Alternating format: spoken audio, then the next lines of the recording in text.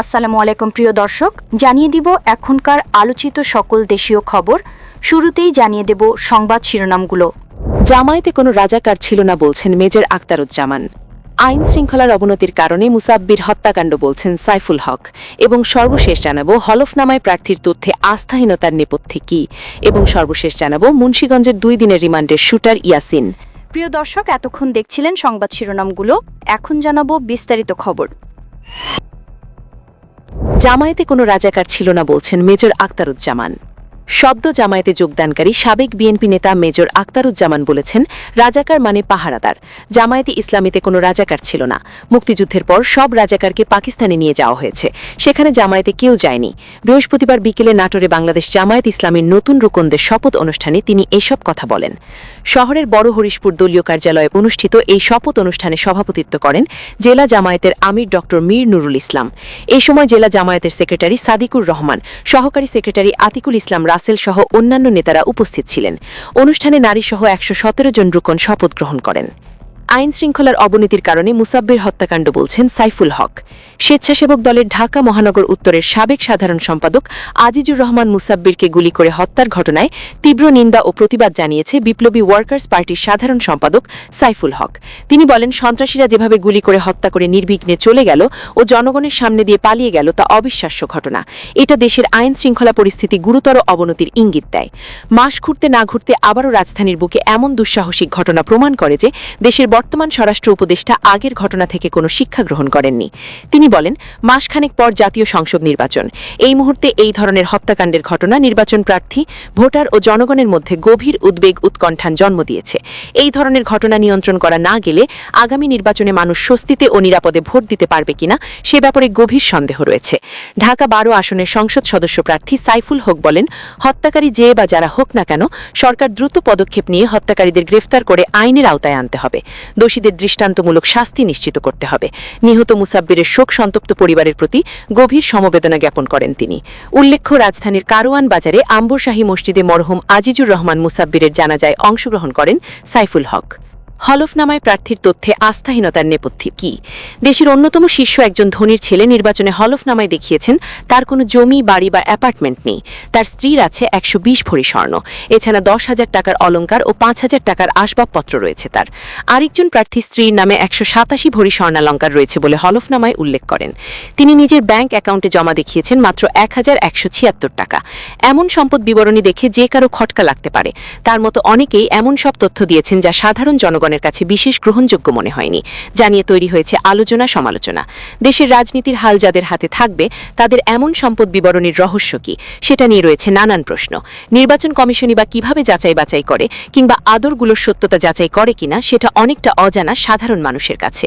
এসব প্রশ্নের উত্তর খুঁজতে গিয়ে জানা যায়, স্বপ্রণোদিতভাবে প্রার্থীর হলফনামা খতিয়ে দেখেন ইসি। প্রার্থীর প্রতিদ্বন্দ্বী বা সংশ্লিষ্ট ক্ষতিগ্রস্ত ব্যক্তি যদি হলফনামায় যাচাইয়ের জন্য আপিল করেন, তখন ইসি সেটা যাচাই করে। আর প্রার্থীদের দেওয়া তথ্য অসংগতিপূর্ণ মনে হওয়ার কারণের সঙ্গে যুক্ত আয়কর, নিজের নামে সম্পদ না থাকা, স্ত্রীর নামে বেশি সম্পদ দেখানো, নিজেকে সৎ প্রমাণ করার প্রবৃত্তি কারণ রয়েছে বলে মনে করছেন বিশেষজ্ঞরা। হলফনামা কি? যেসব তথ্য দিতে হয়। হলফনামা হলো আইনগতভাবে স্বীকৃত দলিল যেখানে একজন ব্যক্তি শপথ করে বলেন এতে দেওয়া তথ্য সম্পূর্ণ সত্য ও সঠিক। নির্বাচনী হলফনামায় ব্যক্তিগত নাম, বয়স, ঠিকানা, শিক্ষাগত যোগ্যতা দিতে হয়। এছাড়া নিজের ও স্ত্রী, সন্তানদের জমি, বাড়ি ইত্যাদি স্থাবর সম্পদ, নগদ টাকা, ব্যাংকে জমা টাকা, সোনা, কোম্পানি ও প্রতিষ্ঠানের শেয়ার বা মালিকানা সহ অস্থাবর সম্পদের তথ্য দিতে হয়। গণপ্রতিনিধিত্ব আদেশ অনুযায়ী মনোনয়নপত্রের সঙ্গে প্রার্থীর স্বাক্ষরিত একটি হলফনামা, যার সঙ্গে সবশেষ কর বছরের আয়কর রিটার্নের কপি সংযুক্ত করে দাখিল করার বিধান যুক্ত করা হয়েছে। নিয়ম অনুযায়ী প্রার্থীর মনোনয়নপত্রের সঙ্গে সংযুক্ত হলফনামার নমুনা অনুযায়ী বিভিন্ন তথ্য ও তার সপক্ষে কাগজপত্র যথাযথভাবে দাখিল করা হয়েছে কিনা এবং হলফনামার তথ্যসমূহ যথাযথ কিনা সেটি যাচাই করার দায়িত্ব সংশ্লিষ্ট আসনের রিটার্নিং কর্মকর্তার।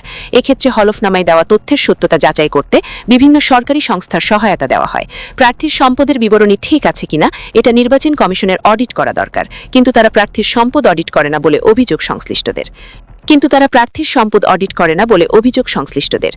হলফনামার তথ্যের বিষয়ে জানতে চাইলে তারেক রহমান বলেন, আমার বাবা মায়ের সম্পদ আছে, কিন্তু তারা কিছুই আমার নামে এখনো দেননি। সেই হিসেবে আমার কিছু নেই। আমার শ্বশুরের সম্পদ আছে, সেটাও আমার স্ত্রীর নামে নেই। আল্লাহর রহমতে সবাই বেঁচে আছেন। আমার নামে সম্পদ হস্তান্তরের সময় হয়নি, যা বলছেন বিশেষজ্ঞরা। জাতীয় ঐক্য কর্ম কমিশনের সদস্য ও সুশাসনের জন্য নাগরিকের সম্পাদক ড বদিউল আলম মজুমদার জাগো নিউজকে বলেন, প্রার্থীরা হলফনামায় সঠিক তথ্য দিয়েছেন কিনা এ বিষয়ে গণমাধ্যমের দায়িত্ব আছে। প্রার্থীরা যেন সৎ মানুষকে ভোট দিতে পারেন। হলফনামা নিয়ে অনেক ক্ষেত্রে প্রশ্ন উঠেছে সত্যতা নিয়ে। অনেক তথ্য বিভ্রান্তিমূলক। প্রশ্ন সুরাহা করার জন্য গণমাধ্যমের অনুসন্ধানের রিপোর্ট তৈরি করে প্রকাশ করা দরকার। প্রার্থীরা কতটুকু তথ্য দিয়েছেন, কতটুকু সত্য, এটা অনুসন্ধান করতে হবে। অনুসন্ধানের রিপোর্ট করতে হবে বেশি বেশি। এই বিশেষ লোক আরও বলেন, হলফনামার তথ্য নিয়ে আমরা 2005 সাল থেকে লড়াই করে আসছি। উদ্দেশ্য একটাই, জনগণকে ক্ষমতায়িত করা। কিন্তু বাস্তবতা হলো নির্বাচন কমিশন কখনোই প্রার্থীদের দেওয়া তথ্য যাচাই বাছাই করেননি। সংস্কার কমিশনের পক্ষ থেকেও আমরা প্রস্তাব দিয়েছিলাম যে এসব তথ্য যাচাই করা হোক, বা যারা ভুল তথ্য দেয় বা তথ্য গোপন করে তাদের বিরুদ্ধে আইন অনুযায়ী ব্যবস্থা নেওয়া হোক। আইনেও এ ধরনের শাস্তির বিধান রয়েছে। প্রার্থীর হলফনামায় অর্জিত সম্পদের থেকে কম দেখাচ্ছেন কেন? এমন প্রশ্নের জবাবে ট্রান্সপারেন্সি ইন্টারন্যাশনাল বাংলাদেশের নির্বাহী পরিচালক এবং দুর্নীতি দমন সংস্কার কমিশনের প্রধান ড ইফতে খায়রুজ্জামান জাগো নিউজকে বলেন, হলফনামায় দেওয়া তথ্যের পর্যাপ্ততা ও গ্রহণযোগ্যতা নিয়ে সাধারণ মানুষের আস্থাহীনতা দীর্ঘদিনের। এর অন্যতম কারণ, বাংলাদেশে আমাদের দেশের রাজনীতি ও জনপ্রতিনিধিত্বের স্লোগান যদিও জনস্বার্থ, বাস্তবে তা মূলত ক্ষমতার লড়াই আর ক্ষমতার অবস্থান ও ক্ষমতার অপব্যবহারের ফলে ব্যক্তিগত সম্পদ বিকাশের লাইসেন্সের নামান্তর। তিনি বলেন, একই সঙ্গে রয়েছে বৈধ সূত্রের সঙ্গে অসামঞ্জস্যপূর্ণ সম্পদ অর্জন ও কর ফাঁকির অস্বাভাবিকতা। এ বাস্তবতার পাশাপাশি সমসাময়িক বাজার মূল্য আর প্রার্থীদের জীবনমানের তুলনায় কোটি টাকার সম্পদ যেমন বিশাল কিছু না, তেমনি হলফনামায় তথ্য আয়কর রিটার্নের তথ্যের সঙ্গে সামঞ্জস্যপূর্ণ হওয়া বাঞ্ছনীয়। সেজন্যই এনবিআরের পাশাপাশি ইসি ও দুকের কাছে জনগণের প্রত্যাশা, কোনো প্রকার ভয় করোনার ঊর্ধ্বে যথাযথ প্রক্রিয়ায় হলফনামায় দেওয়া তথ্য যাচাই করা। ড ইফতে খায়রু আরও বলেন, প্রকৃত অবস্থার সঙ্গে অসঙ্গতির ক্ষেত্রে ইসির এখতিয়ার প্রার্থিতা বাতিল করা, এনবিআরের দায়িত্ব কর আর দুকের এখতিয়ার অবৈধ সূত্রে অর্জিত অর্থ সম্পদের প্রমাণ সাপেক্ষে জবাবদিহি নিশ্চিত করা।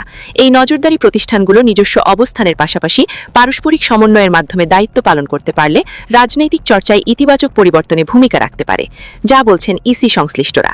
প্রার্থীদের হলফনামায় দেখানো আয় ও সম্পদের বিবরণী নিয়ে সামাজিক যোগাযোগ মাধ্যম ও রাজনৈতিক অঙ্গনে নানা আলোচনা সমালোচনা নিয়ে কথা হয় ইসি সংশ্লিষ্টদের সঙ্গে। এই প্রসঙ্গে নির্বাচন কমিশনের সাবেক অতিরিক্ত সচিব ও নির্বাচন ব্যবস্থার সংস্কার কমিশনের সদস্য জেসমিন টুলি জাগো নিউজকে বলেন, সংশোধিত গণপ্রতিনিধিত্ব আদেশ অনুযায়ী হলফনামায় তথ্য মিথ্যা দিলে প্রার্থিতা বাতিলের ক্ষমতা রয়েছে ইসির। তথ্য মিথ্যা প্রমাণিত হলে দণ্ডবিধি অনুযায়ী জেল ও জরিমানার বিধানও আছে। রিটার্নিং কর্মকর্তার উচিত এগুলো যাচাই বাছাই করা। প্রার্থীর সব সম্পদ দেখাতে হবে। কোনো সম্পদের অর্জনকালীন মূল্যের পাশাপাশি বর্তমান বাজার দরও দেওয়া উচিত। নির্বাচন কমিশন স্বপ্রণোদিতভাবে হলফনামার তথ্য খুব একটা যাচাই বাছাই করে না। তবে কোনো প্রার্থীর প্রতিদ্বন্দ্বী বা সংশ্লিষ্ট ক্ষতিগ্রস্ত ব্যক্তি যদি ইসিতে আপিল করেন, তবে ওই আবেদনের পরিপ্রেক্ষিতে হলফনামায় যাচাই বাছাই করে নির্বাচন কমিশন। তবে এমন ইতিহাস খুব একটা নেই।